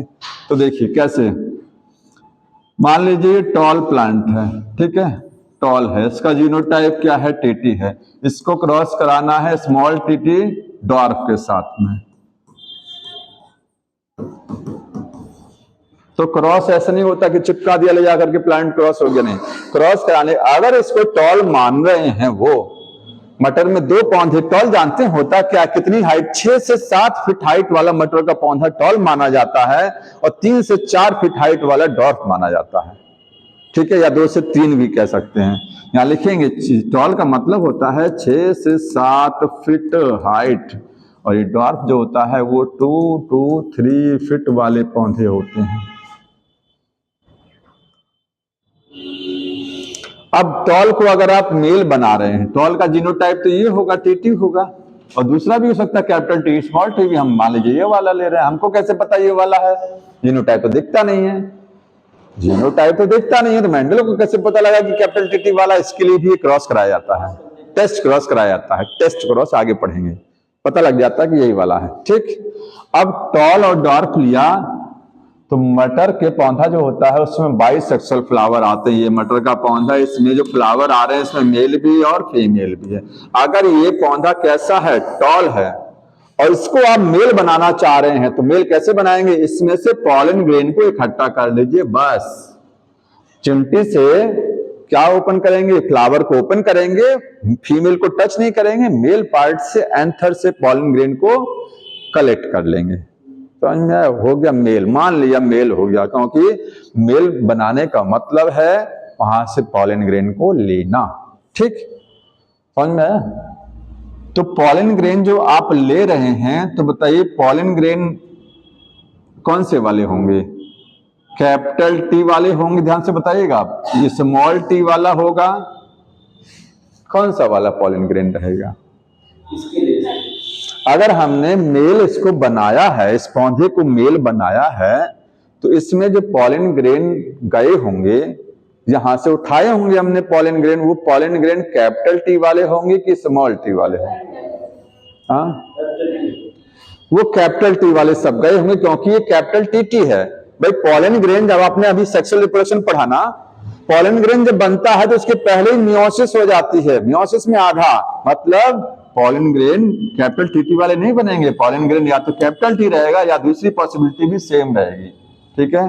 तो यहां से पॉलन ग्रेन को लिया और फीमेल इसको बना रहे हैं, ये मेल बनाया और इसको क्या बनाया, फीमेल। फीमेल यहां से क्या करेंगे, ये ड्वार्फ छोटा पौधा है, इसमें कुछ नहीं टच करेंगे आप, इसमें केवल मेल पार्ट को यहां से आप हटा देंगे, इसको यहां से हटा दिया, बन गया ये फीमेल। तो फीमेल बनाने तो कैसे बनाते हैं, बाइसेक्सुअल फ्लावर में से पार्ट हटा देंगे, तुरंत एमस्कुलेशन करा दिया, बन गया फीमेल। और मेल कैसे बनाएंगे, मेल को बनाते नहीं, मेल से पॉलन ग्रेन उठा के लेते हैं, ठीक है। अब ये पॉलन ग्रेन उठा के कहां ले गए हम, यहां इसके फीमेल पार्ट पर डस्ट करा दिया, पॉलीथीन से ढक दिया, छोड़ दिया ऐसे ही। अब इसका रिजल्ट कैसे आएगा, तो रिजल्ट तो बोलते हैं कि आएगा, ठीक है, ये वाला आएगा, ये वाला यही तो रिजल्ट आता है ना। तो कैसे आएगा, इसमें जब आपने इसके स्टिग्मा पर डस्ट किया तो इसमें बीज बनेगा ना। बीज कहां बनेगा, इसी ड्वार्फ पौधे में बनेगा, ध्यान रखिएगा। अगर ये छोटा छोटा क्वेश्चन बन जाए कि पॉलिनेशन के दौरान सीड कहां बनेगा, टॉल में बनेगा कि टॉल प्राच को क्रॉस कराएगा ड्वार्फ को, टॉल को मेल बोला गया, ड्वार्फ को फीमेल बोला गया आपकी, तो बीज किस में बनेगा, फीमेल वाले में बनेगा ना, ठीक है। तो यहां बीज बनेगा और बीज को जब बोएंगे तब रिजल्ट देखेगा ये वाला। जब बीज बोएंगे तो सारे पौधे क्या आएंगे, अगली जनरेशन, जो अगली जनरेशन पहली पीढ़ी जो आएगी ना, इनके जो बच्चे, क्योंकि बीज बनेगा, बीज को बो करके अगली पीढ़ी लाई जाएगी। प्लांट, सारे प्लांट लंबे दिखाई देते हैं क्योंकि वो उनके जस्ट बच्चे हुए, ठीक है। समझ में आ रहा ना ये। तो ये जो दिख रहा है वो कैसे देखेगा, सीड को सो करके तब रिजल्ट देखते हैं। ऐसे मेंडल क्रॉस कराते थे। और ये जो पेरेंट लिए, ये कौन से वाले लिए थे, ट्रू। इनको बनाने में बहुत समय बिता दिया, कई जनरेशन तक सेल्फ कराया, तब जाकर के वो टॉल लेके आए थे, ऐसी वो टॉल नहीं उठा लाए थे कहीं से। अब एक क्वेश्चन देखिए, मेंडल जो है एक चीज, और सक्सेस, मेंडल ने गार्डन पी को ही क्यों लिया था, वाई गार्डन पी सेलेक्टेड, हाँ पी सेलेक्टेड। तो पहले शॉर्ट फॉर्म में लिखिए, आसानी से उपलब्ध था, इजीली अवेलेबल। उस समय की बात हो रही है, उस समय आसानी से गार्डन भी उपलब्ध। आज के समय तो पता नहीं कितने पौधे आसानी से उपलब्ध हो जाते हैं, ठीक है, उस समय की बात हो रही है। दूसरा है large number of variety, large number of variety. जैसे आप गुलाब है तो जिस फ्लावर में वैरायटी ज्यादा होगी, जिस प्लांट में आप क्रॉस कराना, उसी में तो पसंद करेंगे ना। क्योंकि मान लीजिए अभी इस वैरायटी में क्रॉस कराया, रेड और व्हाइट को क्रॉस कराया, अगली बार पिंक को और उससे क्रॉस कराया, फिर ब्लू को वायलेट से कराया, पता लगा आपके पास एक ही वैरायटी है, तो क्या क्रॉस कराएंगे। जितनी ज्यादा वैरायटी उतने ही क्रॉस के नंबर बढ़ेंगे, रिजल्ट उतना नियम रूल बनाने में आसानी हो जाएगी, आपको मजा आएगा, ठीक है। तो large number of variety available थी उस समय। आज के समय पी के अलावा भी बहुत सारे प्लांट में वैरायटी अवेलेबल है, इससे भी ज्यादा वैरायटी वाले प्लांट भी हैं, ठीक है। तीसरा है सेल्फ तो होता ही है, सेल्फ तो होता ही है, क्रॉस भी आसानी से करा सकते हैं, सेल्फ एंड क्रॉस पॉलिनेशन, हाँ आसानी से हो जाता है, बहुत इजीली हो जाता है। तो ये इसका फायदा हो गया, क्योंकि पता लगा वो ऐसा प्लांट लेते कि जिसमें सेल्फ होता ही नहीं है, तो फिर गड़बड़ हो जाता है। सेल्फ तो होता ही है, क्रॉस भी चिमटी से हटा के करा देते हैं आसानी से। बड़ा फ्लावर लेंगे तो, या बहुत छोटा ले लेंगे तो उसमें फिर दिक्कत आ जाएगी।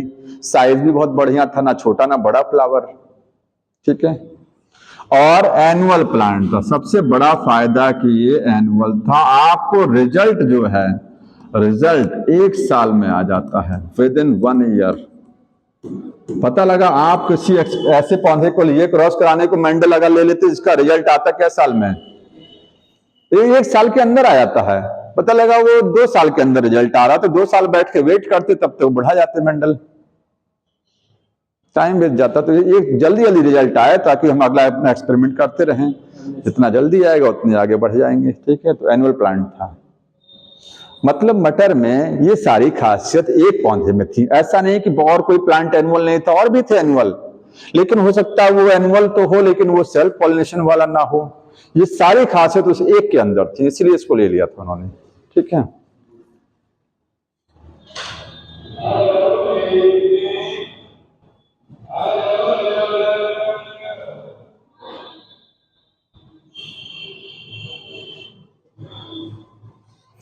अब जो थोड़ा सा आप पेज नंबर 71 पर एक पैराग्राफ पर आ जाइए। एक चीज और सुन लीजिए ध्यान से पहले। मेंडल ने अपना एक्सपेरिमेंट किया 1863 तक, 56 से 63 तक अपना एक्सपेरिमेंट किया, 7 साल तक। मेंडल को सफलता उस समय नहीं मिली। आदमी जब मर जाता है तो बाद में कहा जाता है बहुत बढ़िया आदमी था, लेकिन जब तक वो जिंदा रहता है तब तक उसकी कदर नहीं होती है। मेंडल भी यही थे, जब वो खत्म हो गए तो कहे बहुत बढ़िया काम करके गए थे। उस समय पहचाना नहीं जा रहा था इनको, क्योंकि उन्होंने मैथमेटिक्स लगा दी थी। तो मेंडल की सक्सेस तो मिली लेकिन थोड़ा लेट मिली। उसका कारण क्या वो देख लीजिए। तो reason behind late success late मिलने का कारण यही आंसर होगा, या रीडिस्कवरी। मेंडल ने जो अपना एक्सपेरिमेंट किया उसको 3 साइंटिस्टों ने सन 1900 में अलग अलग कंट्री में अलग अलग पौधे पर काम करके और वही रिजल्ट फाइंड किया जो मेंडल किए थे। मेंडल के नियम को फिर से खोजा गया। तो रीडिस्कवरी करने की जरूरत क्यों पड़ गई? क्या जरूरत पड़ेगी कि मेंडल की लॉ को फिर से रीडिस्कवर? क्योंकि मेंडल की लॉ को सफलता ही नहीं मिली थी। अगर मेंडल सक्सेस हो गए होते तो उनके लॉ परमानेंट मान लिए जाते, दोबारा खोजे नहीं जाते।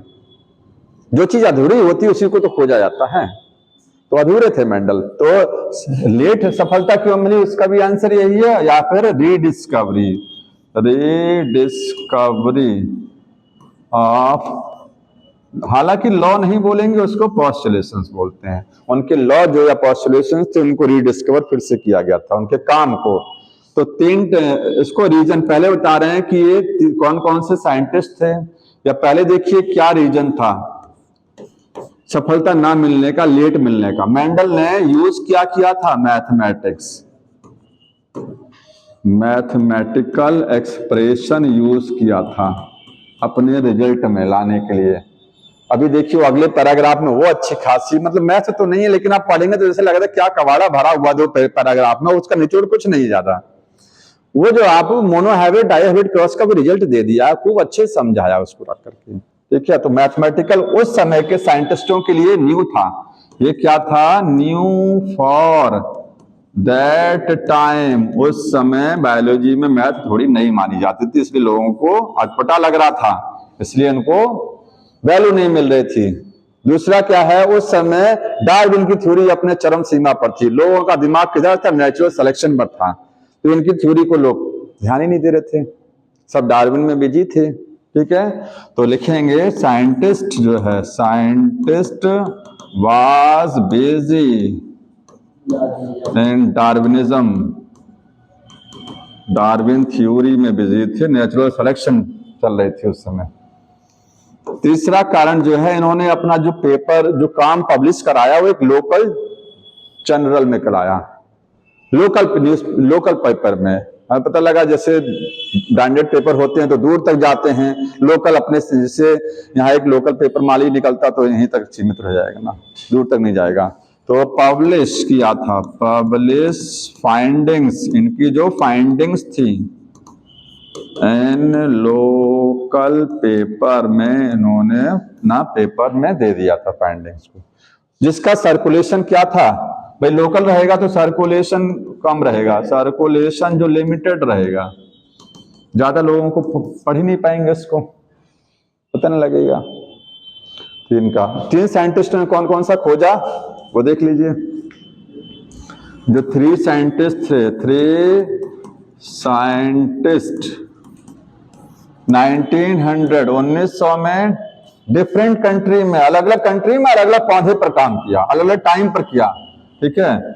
डिफरेंट कंट्री था और डिफरेंट प्लांट भी था, डिफरेंट प्लांट भी था। ठीक है। तीनों ने 1900 में काम नहीं किया था, काम पहले था। 1900 में उन्होंने क्या किया, पब्लिश किया, ठीक है, पब्लिश कराया मेंडल के, मतलब उसको रीडिस्कवर किया, मेंडल लॉ उसको रीडिस्कवर किया था। तो 3 साइंटिस्टों के नाम देख लीजिए, कॉर्ल, CARL, कॉरेंस। ये कहाँ, कैसे, जर्मनी के थे। कहाँ के थे, कैसे याद रखेंगे, जर्मनी। ये देखिए सी को ऐसे कर देंगे तो जी बन जाएगा ना, ऐसे ध्यान रखेंगे। सी में नीचे कर दिया तो वो जी बन गया, ठीक। और दूसरा कौन सा है, ह्यूगो ड्यूब्रीज, ह्यूगो ड्यूब्रीज। एच ध्यान रखेंगे, म्यूटेशन थ्योरी इन्होंने दिया था ना, म्यूटेशन थ्योरी। तो एच से हॉलैंड ध्यान रखेंगे, हॉलैंड, ये तो याद हो जाता है। ह्यूगो ड्यूब्रीज में एच है, वहां हॉलैंड हो जाएगा, ठीक है। और तीसरा है शेरमार्क, तो ऑस्ट्रिया है, जहां के मेंडल थे वहीं के शेरमार्क भी थे, ऐसे याद कर लीजिए, ठीक है। तो शेरमार्क में टी साइलेंट रहता है, TSEH, शेरमार्क, MARK, जो भी स्पेलिंग होगी। ये ऑस्ट्रिया के थे, तो इसको ध्यान ऐसे रखना है कि ऑस्ट्रिया के ही मेंडल भी थे, ठीक है, ऐसे याद हो जाएगा आपको। तो 3 साइंटिस्टों की रीडिस्कवरी, टाइम है ना, 2 बज रहा है, ठीक। अब आप लोग पढ़ के कौन सा आएंगे अगली बार, अगली बार ये पैराग्राफ जो बुक में लिखा गया है, देखिए वो इसमें मोनो हाइब्रिड क्रॉस और डाई हाइब्रिड क्रॉस का बताया गया है। ये 2 पैराग्राफ हम इसको नहीं पढ़ाएंगे, इसको पढ़ लीजिएगा अपने आप में, इसको समझा दूंगा मेन मेन पॉइंट इसमें अगर कोई होगा। ये पूरा, ठीक है। और अगला पन्ना, इसके बाद तो आगे ठीक चलेगा, ये कबाड़ा यहीं भरा हुआ सभी, तो इसको पढ़ लीजिएगा थोड़ा सा। हाँ, नहीं पढ़ाएं, इसमें से अगर कुछ होगा तो आपको आगे बता दिया जाएगा। हाँ, मैं अभी देखिए जीन्स के बारे में थोड़ा और मैंने बताना भूल गया है। जॉनसन ने टर्म दिया था जीन्स, ठीक है, फैक्टर बोला था। मेंडल ने जीवों की, उस समय माइक्रोस्कोप का आता पता ही नहीं था। जब माइक्रोस्कोप खोजा गया तो पता लगा कि जीन्स कहाँ होता है, क्रोमोसोम पर होता, तभी तो जीन्स के फैक्टर जॉनसन ने पता लगाया था जीन्स को। मेंडल ने केवल बोला था कुछ चीज जाती है पेरेंट्स से बच्चों में, वो जाता क्या है वो फैक्टर बोल दिया था, हाइपोथेटिकल चीज थी वो भी, ठीक है। हाँ, पेरेंट्स से बच्चों में वेरिएशन, आपस में बच्चे भी वैरी करते हैं। तब इससे बुक में तो डेफिनेशन केवल ये लिखा है पेरेंट्स से बच्चे डिफर करते हैं, बच्चे भी तो आपस में डिफर करते हैं। हाँ, देखिए जीन जो है आपका इनहेरिटेंस का फिजिकल बेसिस है। बेटा थोड़ा ध्यान दिलवा लीजिए के बारे में, कुछ चीजें बतानी है। इनहेरिटेंस का केमिकल बेसिस है डीएनए, ठीक है, फिजिकल बेसिस है जीन। स्ट्रक्चर यूनिट भी कह सकते हैं इनहेरिटेंस का वो हिस्सा, क्योंकि जीन तो जाता है और जीन एक छोटा सा टुकड़ा है, उसको क्या बोलते हैं, स्ट्रक्चर।